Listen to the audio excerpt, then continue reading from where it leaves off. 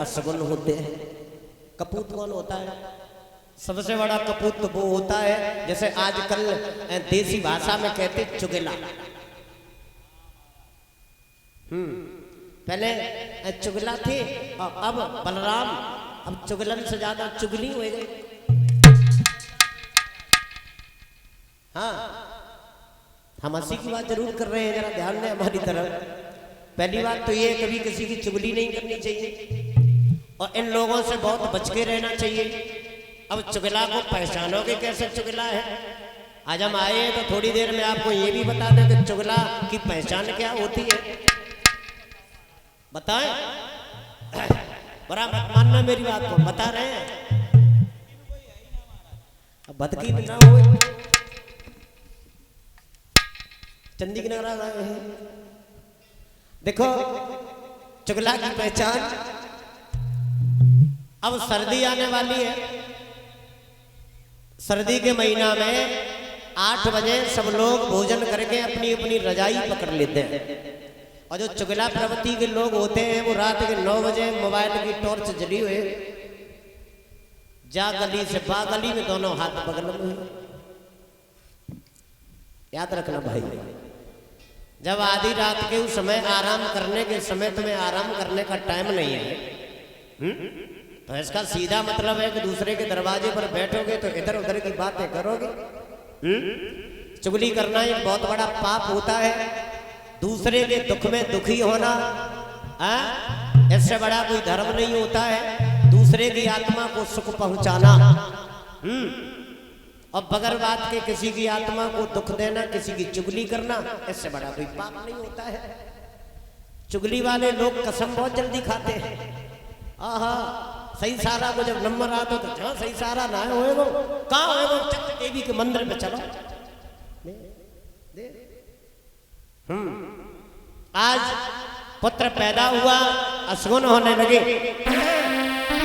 जितेंद्र भैया असगुन होने लगे मथुरा नगरी में। अरे घनघोर घटा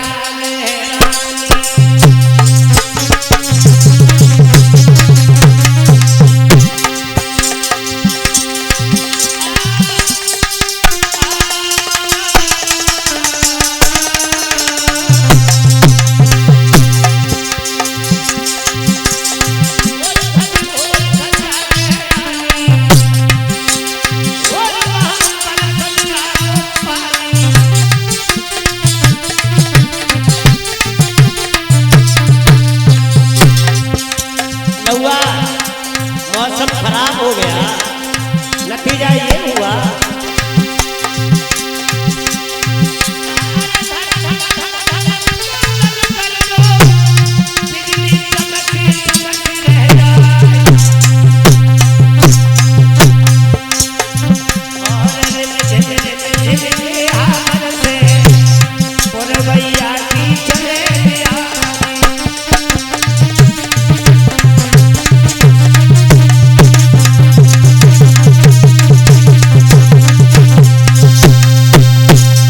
भयंकर तूफान, आंधी, बारिश होने लगी। परीक्षित जी सुबह से शाम हो गई, पानी बंद नहीं हुआ, नदी नाले बह के चल रहे हैं। मथुरा नगरी में किसी घर में भोजन भी नहीं बना। अब शाम को जब मौसम साफ हुआ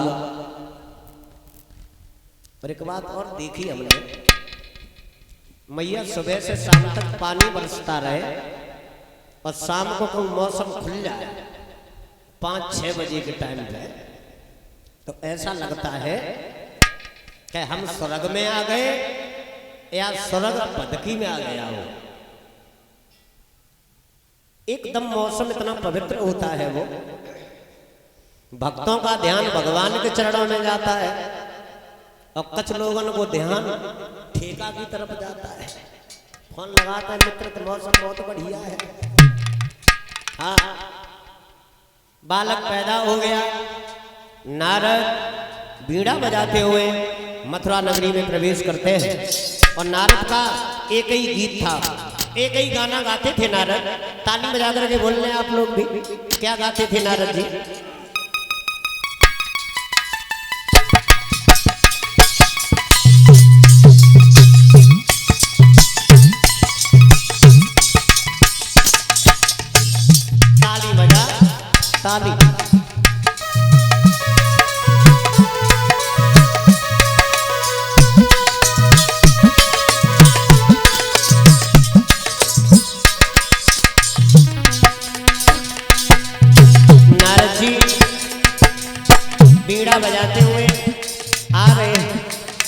एक ही गीत था नारद जी का, श्रीमन नारायण नारायण हरि हरि।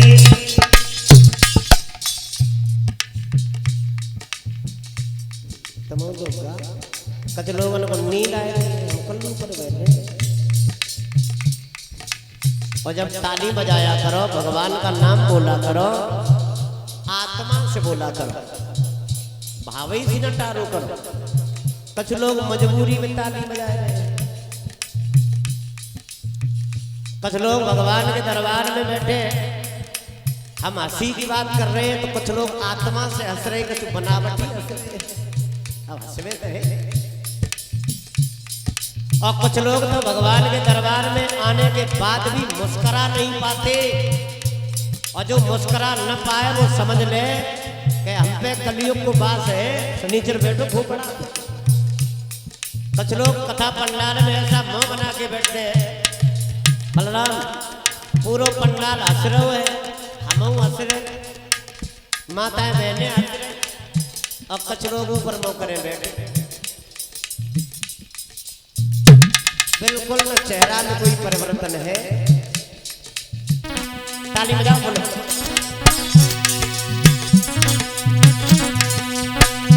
श्रीमन नारायण नारायण हरि हरि। श्रीमन नारायण नारायण हरि हरि।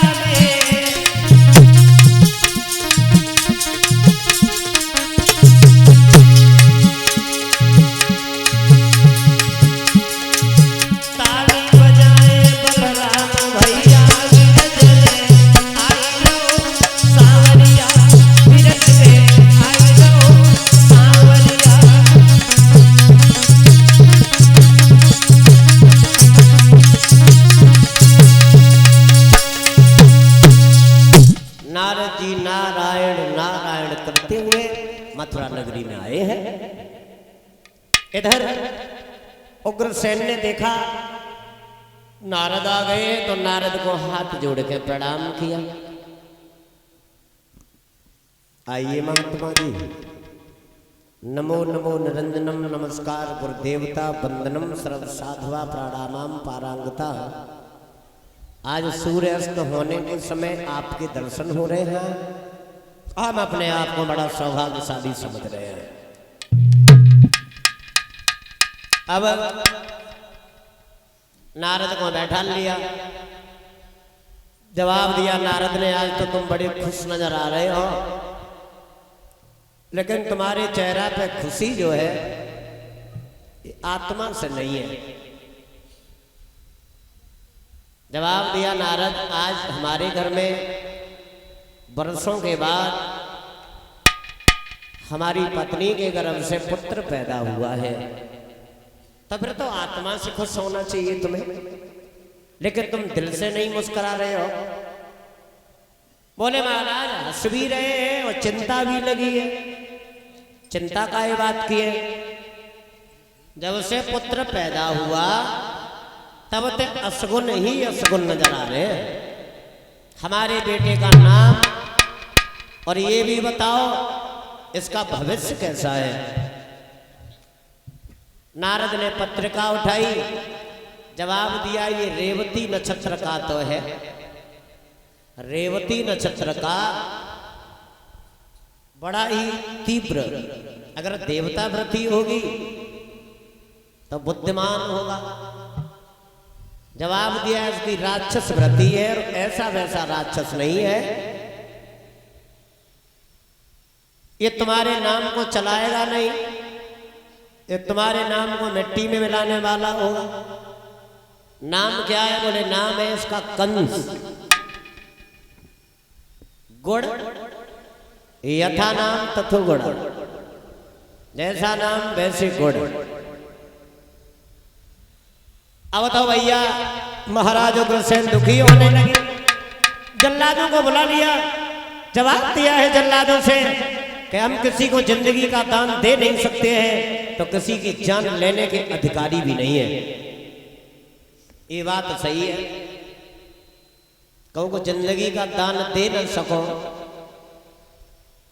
तो किसी की जान लेने के अधिकारी भी ना बनो। भैया ऐसे कभी कभी दिमाग जब दुनिया की तरफ जाता है तो चेहरा बड़ा उदास हो जाता है। भगवान कलयुग में न जाने क्या क्या हो रहा है। घर में बेटा पैदा हो जाए तो भारी खुशी हो, देखो बिटिया पैदा हो गई तो देखो। किसी की किस्मत पे किसी का जोर नहीं होता।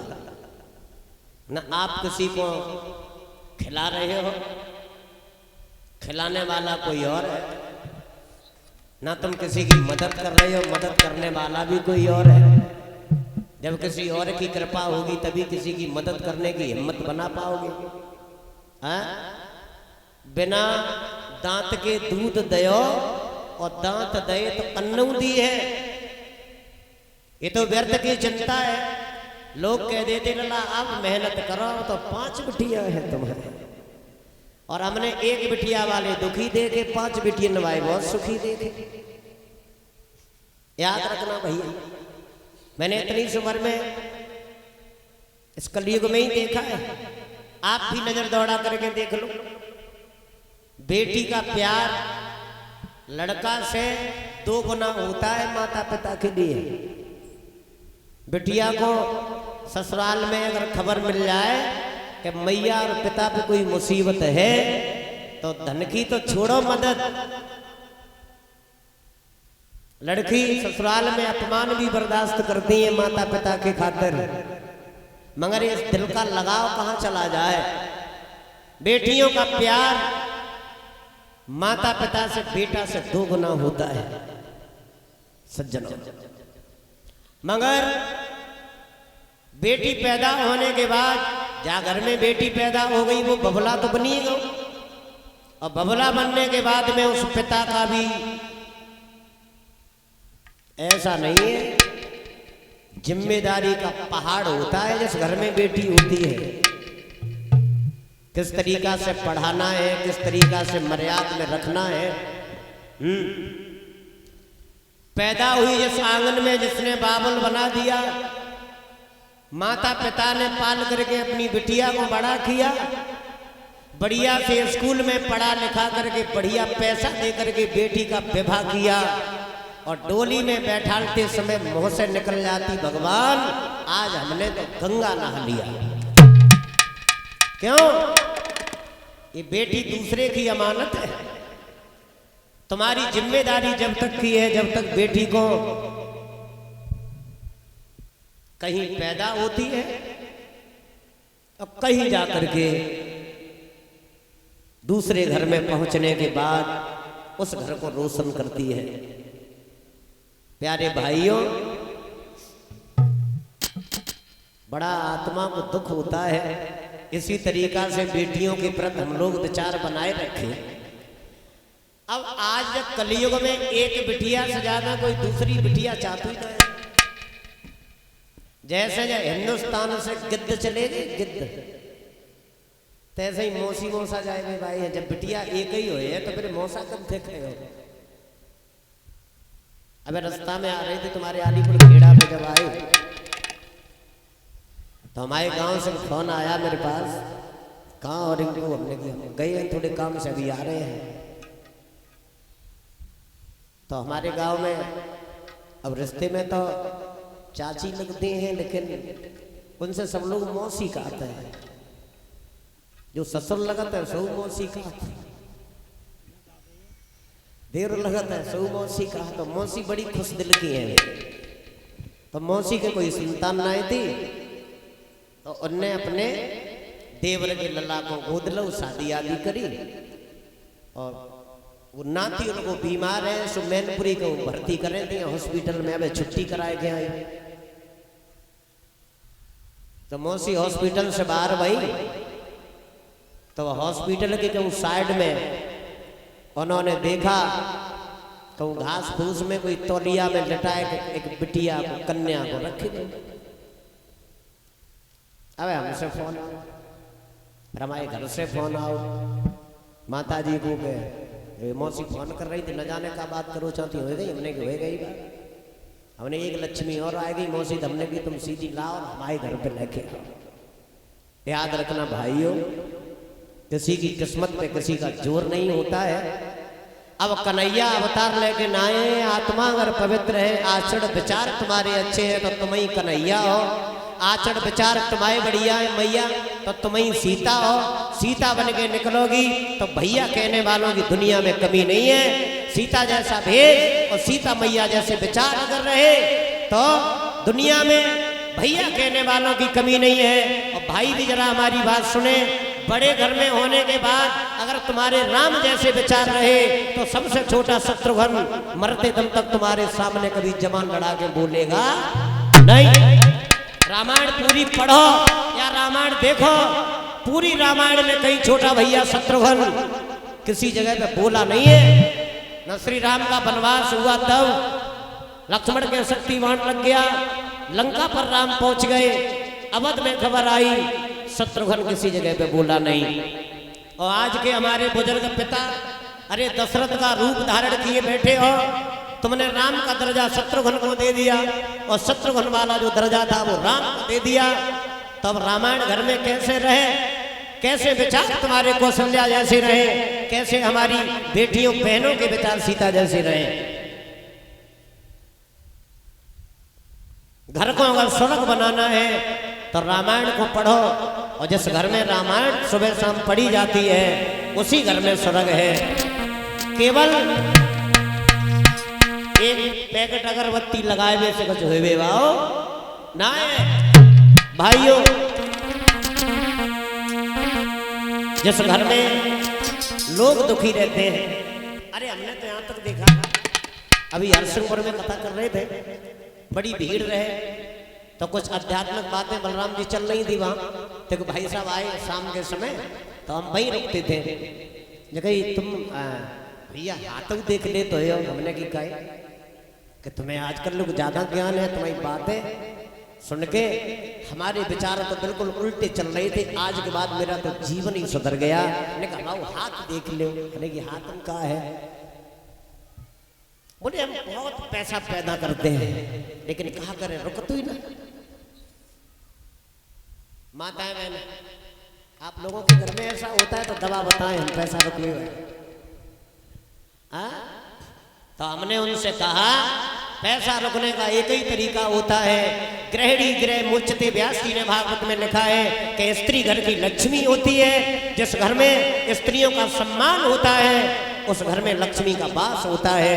जहाँ हमारी माताएं बहनों का सम्मान उठ जाता है उस घर से लक्ष्मी किनारा कर जाती है। न जाने कितने घमंडी ढीले हो गए, न जाने कितने हरे पात पीले हो गए, न जाने कितने लोगों के टीले हो गए जिन्होंने अपनी बेटियों को दुख दिया। आंगन में बेटा की पत्नी पुत्र वधू बन के आई है, वो तुम्हारी बेटी से कम नहीं है। समझा जाए तो तुम्हारी बेटी से ज्यादा है। अगर तुमने इस बिटिया को सुख दिया है तो तुम्हारी बेटी जहां रहेगी उसकी कभी बुरी खबर तुम्हारे पास नहीं आएगी। सज्जनों, तो इसके लिए मैं कहना चाहूंगा हमारे स्वर्गीय ब्रजेश शास्त्री जी ने चंद्र लाइनें गाई थी घर को स्वर्ग बनाने के लिए कि नित नेम करो पत्नी व्रत का यदि घर पे कुंठ बनाना है।